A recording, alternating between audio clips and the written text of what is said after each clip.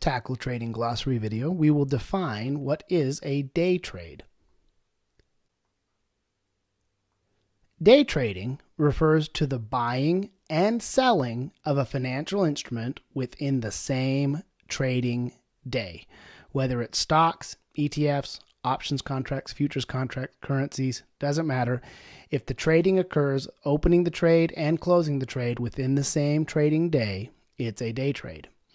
Day traders are typically speculators, and again, they open all their positions after the market opening bell and close them all before the market closes at that closing bell.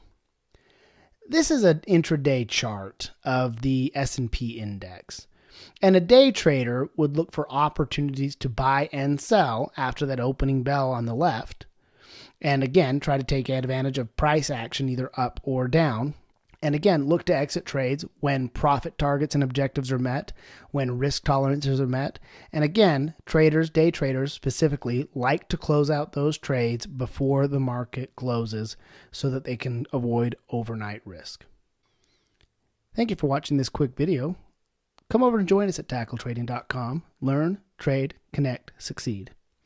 Visit bit.ly/join tackle pro and take advantage of our 15-day free trial.